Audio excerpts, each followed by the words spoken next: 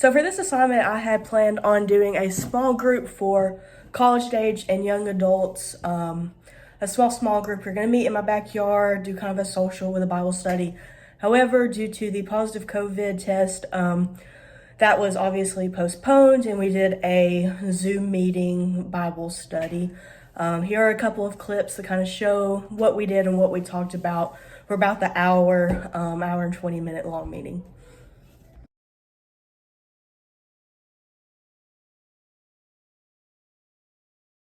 This lesson, which is basically that first, God, using the burning bush, he commands us.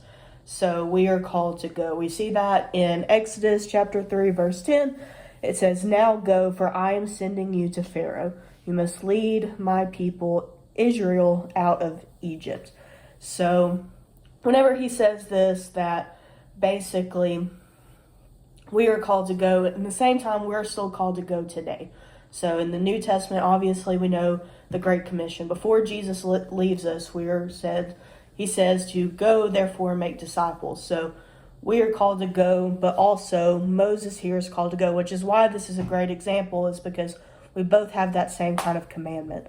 However, Moses actually probably represents me a lot, because the next verse says, "But Moses protested." In fact, we see that Moses protested in verse 13. We see it in chapter 4. We see over and over again where Moses is arguing with God, saying, "Yeah, I'm not really good enough for that, but thanks for the offer, but I'm just simply not that good." And God continually provides comfort. So the first comfort we see is that he actually offers himself. And we see that in verse 11 when it says, "But Moses protested to God, 'Who am I to appear before Pharaoh? Who am I to lead the people of Israel out of Egypt?' And God answered, 'I will be with you, and this is your sign that I am the one who has sent. I have sent you. When you have brought the people out of Egypt, you will worship God at this very mountain.'" And so God says, "Look, here I am. I am giving you me. I'm going to provide miracles." Because thing is, Moses makes excuses because he felt inadequate for the job that God had asked him to do. And it's natural for him to feel that way, because I know I feel that way, even when it's leading a Bible study or doing anything with kids ministry. I never feel like I'm actually good enough to do it, just because, I mean, really, who am I to be able to be a vessel for the Lord of the universe? Like, that doesn't make sense. I'm a nobody.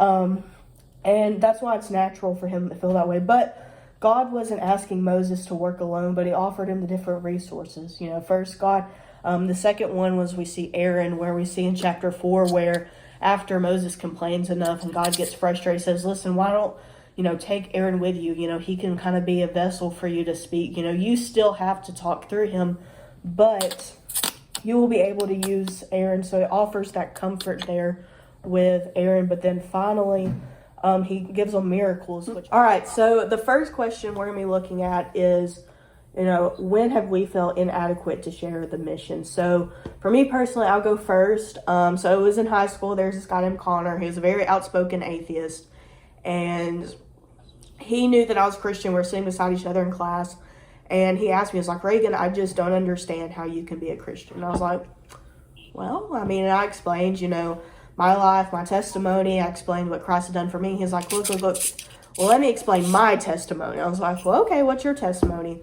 And I mean, you've got to understand, for my point of view, though, I was probably only 15, 16-ish. And he was like, "Dude,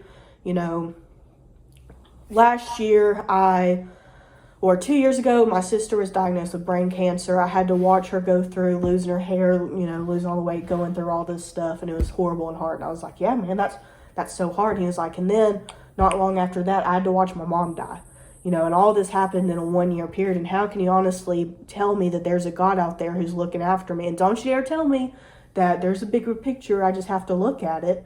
And he starts naming, that was just the tip of the iceberg. He starts naming thing after thing and thing in his life. As I'm like, oh man, that's horrible. And then there's me and my little perfect life, that my parents that love each other, and there's really haven't been an issue. And it's like, well, who am I to tell him, man, there is a God out there that loves him? We might not understand the bigger pictures, and mean, I remember him just being, and I remember being like, I don't have all of the answers. And we kind of talked about it for a little bit and it ended well. But I mean, I remember going home that night being like just so defeated because I was like, man, I literally don't even know what I'm talking about. Like, here's this guy with the perfect opportunity, but I literally couldn't even open the door to Christianity because I felt awkward and weird about it. And then the next day when I saw him, I just like kind of closed up because I felt weird. I felt like, man, I'm literally not even, I don't know the scripture well enough to be able to talk about